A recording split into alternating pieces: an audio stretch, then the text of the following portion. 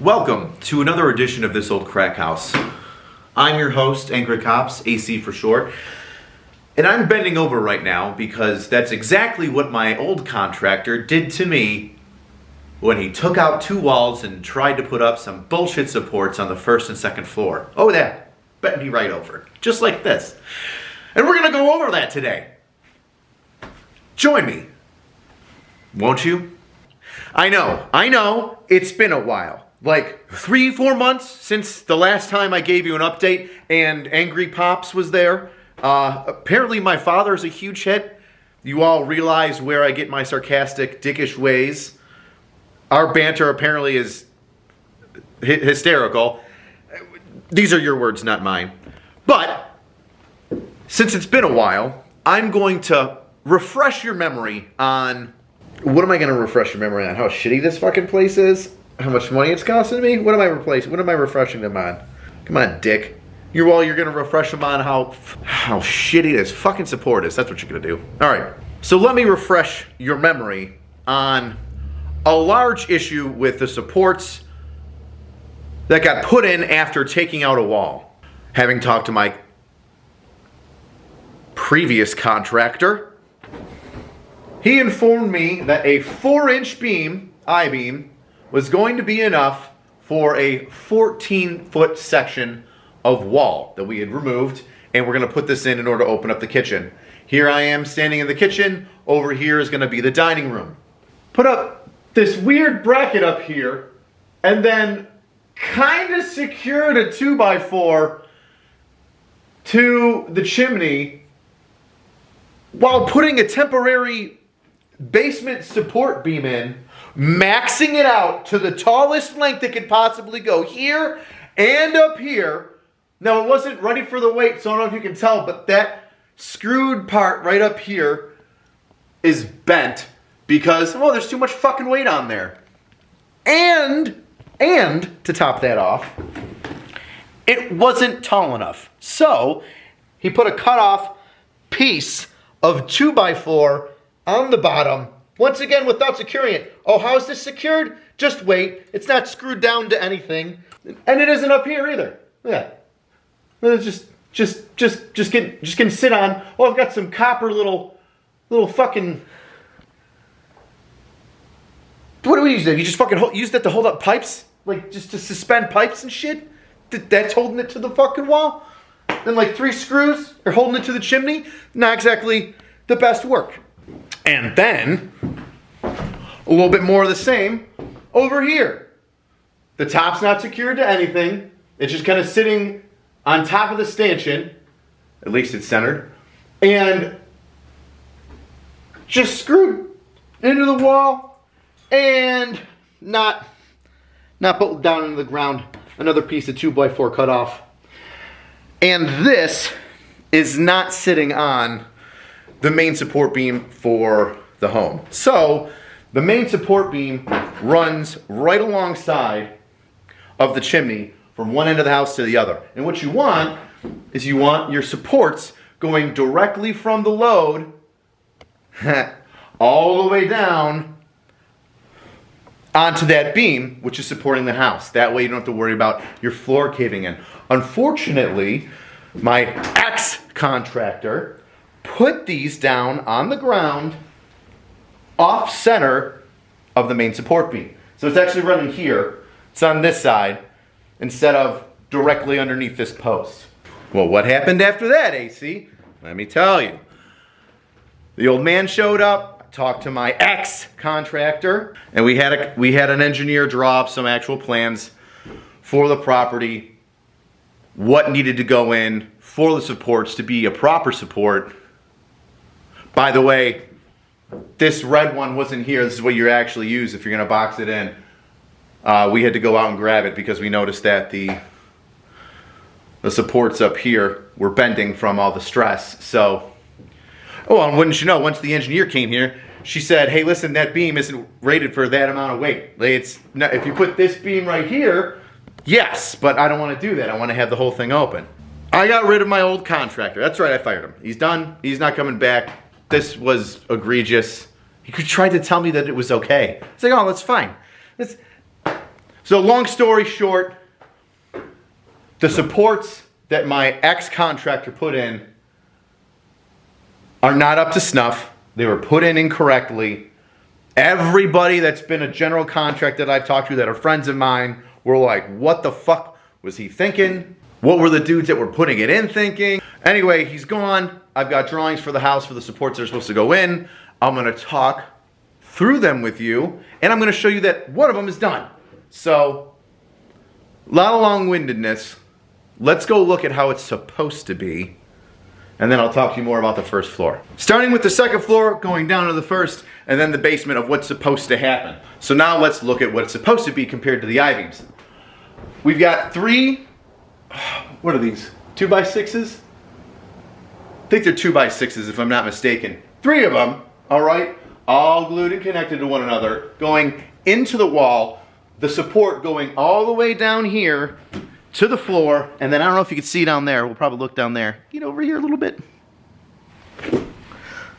And then all the way down to that main support that runs from the front to the end of the house, like I talked about a little bit earlier. We then have it running all the way across the new master bedroom to this massive block. What the fuck? Focus, camera. So now that we've seen the support go all the way down to the basement, it runs across the master bedroom, over the door, and now we have a massive amount of 2x4s holding this bad boy up. Look at that. Look at that. There's 3 of them holding it up, and then like 3 more behind it. That's secure. Okay, that's secure. And it goes all the way down. Now it's gonna be a little messed up because the light's coming from the outside in, but we've got the second floor coming all the way down.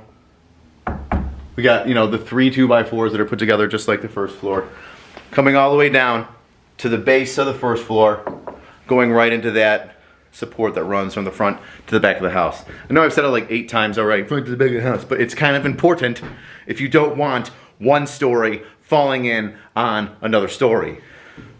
Ta-da!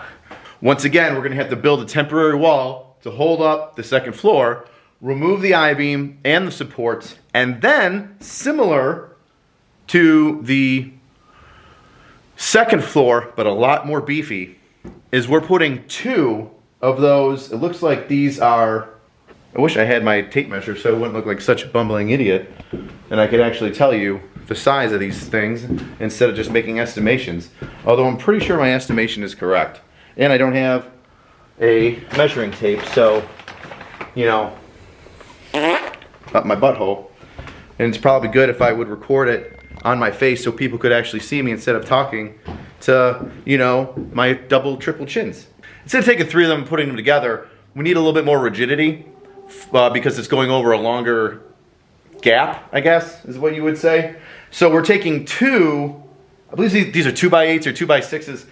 They're not going in alone. They're gonna be sandwiching a 3/4 inch steel plate, and there's gonna be, I forget what type of structural bolt in between them, but there's gonna have holes drilled in a triangle zigzag pattern, and it's gonna span this structure. So instead of having 3 2x8s, 2x10s, whatever those ones are upstairs, it's just gonna be 2, but with a 3/4 inch steel plate in between them to add structural integrity. Now, I'm not sure how my new contractor, who's very handsome, is going to put this new support up. I think he's gonna go on the outside of the fireplace because that's where the beam is.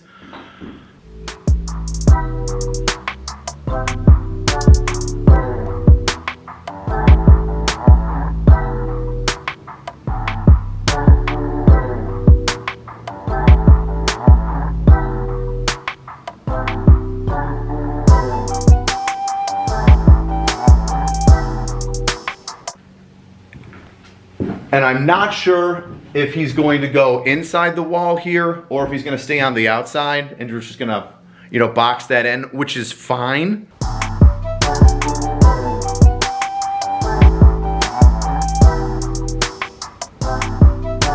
Now, if you remember, the basement, its main support splits off at a Y. And I'll show you that right now. Do that snap thing so it ends up at the same spot. Here we are in the basement. You'll notice that this is the new beam that was put in when the house was on stilts. Super beefy. It Y's off. We've got I think those are 2x8s. So we've got 3 2x8s that split off into a Y. I bring up the Y because there's a small issue with that support that was against and might be going into the wall on that first floor. We just snapped my fingers from. That issue is, instead of there being a basement wall directly below it, that you can just, right like here, fill it up with 2x4 so it's properly supported going right to the foundation, there's a gap. And right here is where that post is, that support post. Now, part of the drawings for the home, what would you call it, construction drawings? I'm not sure. Says it's okay. What they're gonna do is they're gonna run a beam from this side to this side and then have a number of 2x6s, etc., supporting that beam directly. This small bridge right here with enough wood support is not an issue when it comes to supporting the first floor. I know I said support like 15 times. Long story short, we're gonna bridge this gap, and that way the first floor support that's holding up that whole big area that we took the wall off of can bring weight all the way down and not have to worry about all that weight being on just like one beam. It's gonna be on big, hefty, fat boys, thick boys with 3 C's like this.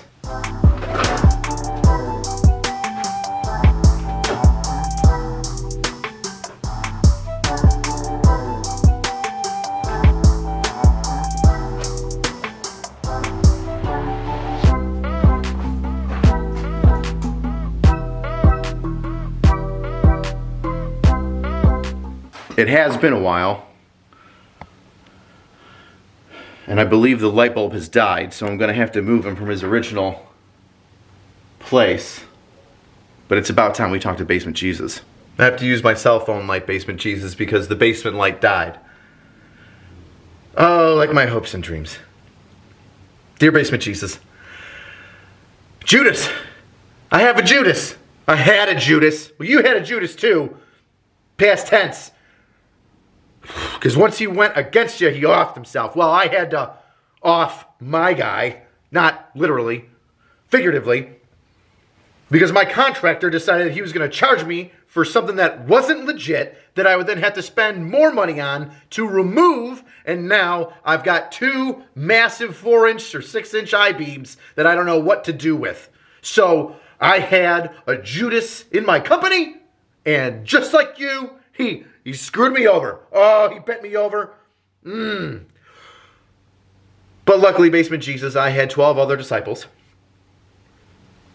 Well, I don't have 12 other friends that are helping me out with this, but, you know, maybe people. I got other people, much like you had 12 other people, that can help me out of this. We had to put up a wall and then take it down just so we could put up a wall and take another one down so we could put the right supports up that we put up and now have to take down so we can put up the right ones. And if you can follow that, Lord, you're with me. Lord, oh, God, Basement Jesus, please protect me from the rest of the Judi that are out there. That sounded mildly racist even though it was plural for Judas. Either way, Lord, please protect me from those that wish to just take my money and rake me over the coals. Oh, in your name I pray, amen. Hi there. Were you as surprised as I was to find out that my original contractor was doing such a horrible job that it almost caused the entire Crackhouse to fall in on itself? I know I was, especially after spending a couple grand to try and have it done properly.